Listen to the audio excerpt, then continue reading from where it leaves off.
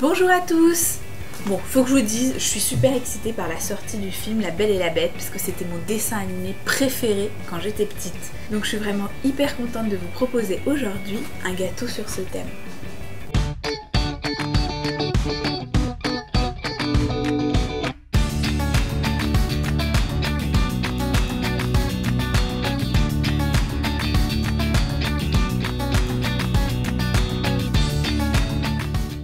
Pour réaliser ce gâteau La Belle et la Bête, il vous faudra un gâteau de votre choix recouvert de pâte à sucre jaune, de la gum paste jaune, au moins 250 g, un peu de gum paste rouge, un peu de gum paste verte, des petits fils de fer vert, je vous expliquerai à quoi on va les utiliser tout à l'heure, un emporte-pièce feuille, un emporte-pièce un peu étoile si possible, un emporte-pièce pétale de rose et un peu de peinture alimentaire dorée.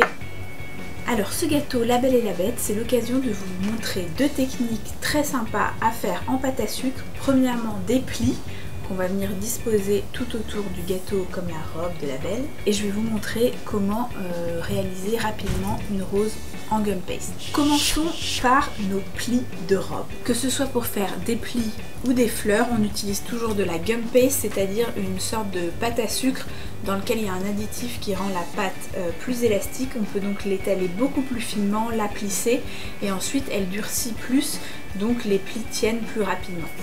On ne peut en revanche pas l'utiliser pour couvrir un gâteau, donc notre gâteau est bien couvert de pâte à sucre lui. Je chauffe bien la gum paste dans la main avant de l'étaler et j'oublie pas de recouvrir toujours de film alimentaire quand je travaille pas la gum paste parce que elle durcit vite. Je vais étaler ma gum paste très finement et je saupoudre mon plan de travail d'un mélange fécule de maïs et sucre glace pour pas que ça colle trop, mais j'en mets très peu sinon ça assèche trop la pâte. J'oublie pas de régulièrement décoller la pâte du plan de travail dès que j'ai donné quelques coups de rouleau pour être sûr que ça ne colle pas dessus.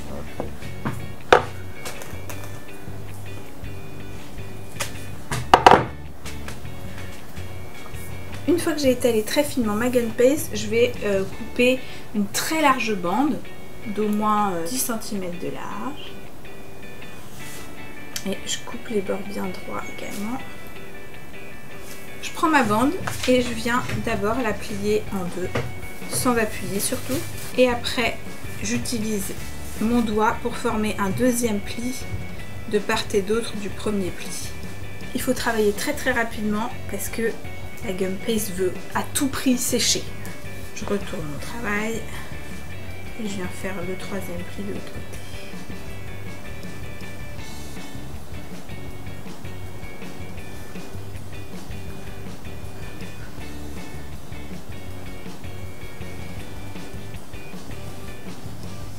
Je viens pincer les extrémités et je viens pincer au milieu pour former deux corbeilles de plis.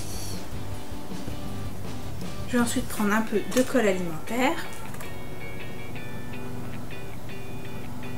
et je vais venir coller ça sur mon gâteau. Alors je mets de la colle alimentaire sur l'extrémité du pli mais aussi un petit peu sur toute la surface pour que les plis collent bien dessus.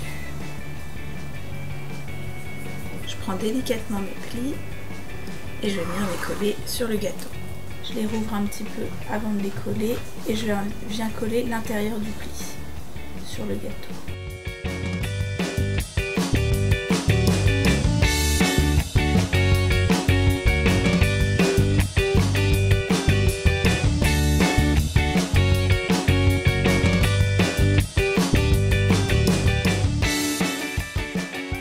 Une fois qu'on a formé 4 plis tout autour du gâteau, on va utiliser le petit rouleau ou un outil à pâte à sucre pour un petit peu aplatir au milieu et cacher la misère. Je vais ensuite venir former des petites billes avec ce qui me reste de pâte. Je reprends ma colle alimentaire. Et je vais venir mettre sur chaque extrémité deux petites billes.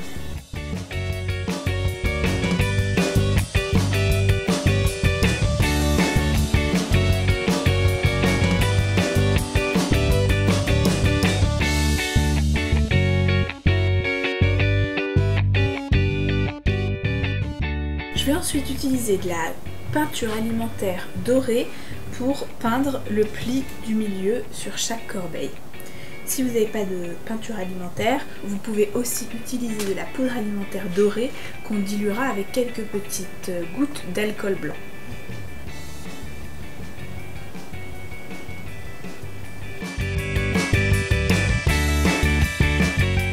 On peut également au passage enduire les perles de doré, parce qu'il me semble que sur la robe de La Belle et la Bête, cette partie-là est dorée aussi.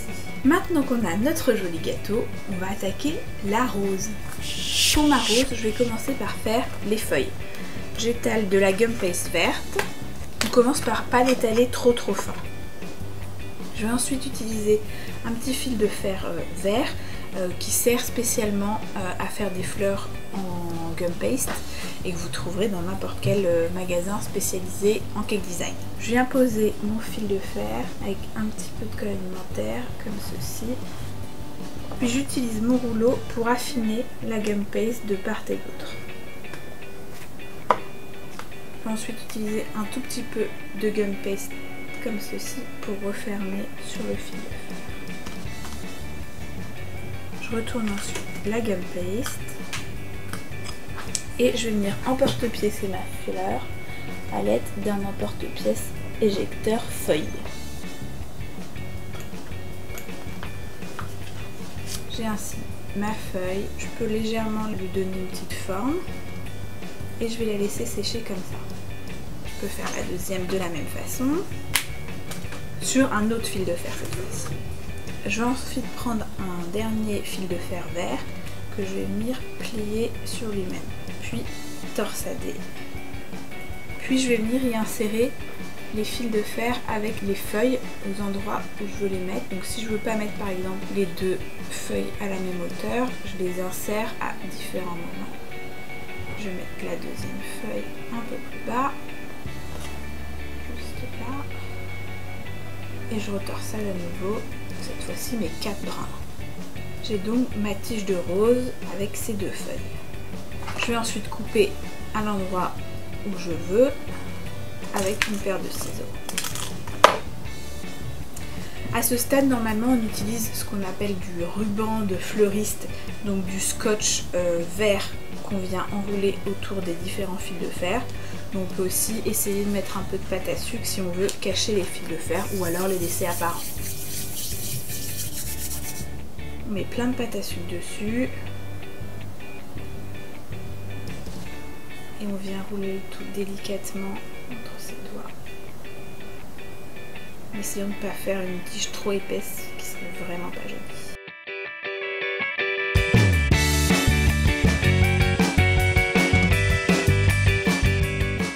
On va ensuite voir comment on fait la rose. Alors il y a plusieurs techniques pour faire les roses en gum paste. J'ai choisi une technique simple qui consiste à utiliser un emporte-pièce qui ressemble un petit peu à un nuage et qui découpe plein de pétales d'un coup. On peut aussi découper les pétales un par un et les coller tout autour de la fleur, mais c'est plus difficile quand on débute.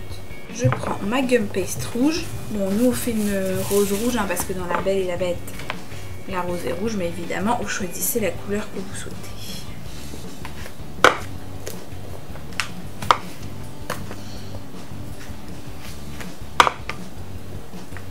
Alors, je prends mon emporte-pièce pétale et je viens le poser sur la gum paste que j'ai donc étalée très finement. Je pose, je bouge un petit peu comme ça pour bien découper et je vais venir poser cette bande sur un tapis en mousse. Donc c'est un tapis spécial pour les fleurs qui permet de légèrement affiner les pétales et leur donner vraiment une forme fleur. J'utilise un petit outil qui ressemble un petit peu à un os de chien. En même temps qu'on affine, ça recourbe un petit peu les pétales et c'est ça qui vraiment leur donne un aspect plus réaliste une fois qu'ils sont sur la fleur. Je vais prendre un tout petit peu de colle alimentaire. Je vais faire une petite bande de colle alimentaire avant de replier le motif sur lui-même.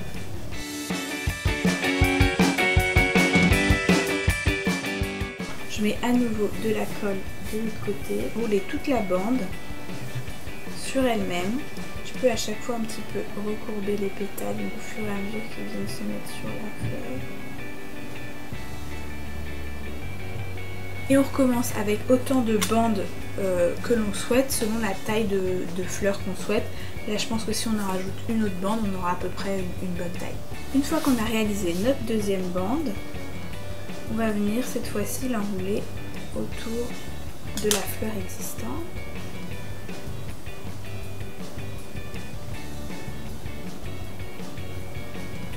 Je profite d'avoir encore de la gum paste étalée pour couper 2 pétales avec l'emporte-pièce que je vais venir retailler un petit peu en rond comme si on avait des disques.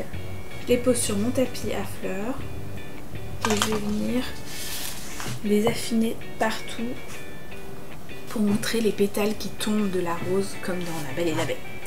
Je peux un petit peu les plisser à l'extrémité comme si c'était vraiment un pétale qui vient de tomber de la rose. De la gum paste verte.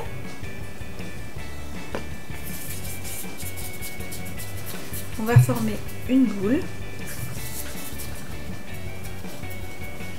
qu'on va légèrement affiner au-dessus. On va lui donner une petite forme d'entonnoir, disons.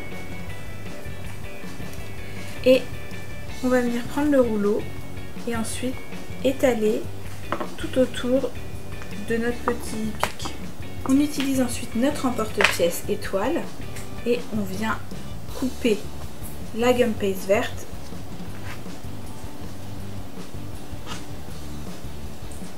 On va ensuite mettre un tout petit peu de colle alimentaire sur notre tige et venir la rentrer dans notre petit aiguille, machin, truc, je sais plus comment on appelle ça. On met ensuite un tout petit peu de colle alimentaire sur l'étoile et on vient coller notre fleur au milieu. On a donc une très jolie rose qu'on va venir poser sur le gâteau et on peut venir coller également les deux petits pétales qu'on a mis de côté juste à côté pour montrer que le temps s'écoule trop vite pour la bête. Je vais déplacer ensuite le gâteau sur son plat de service.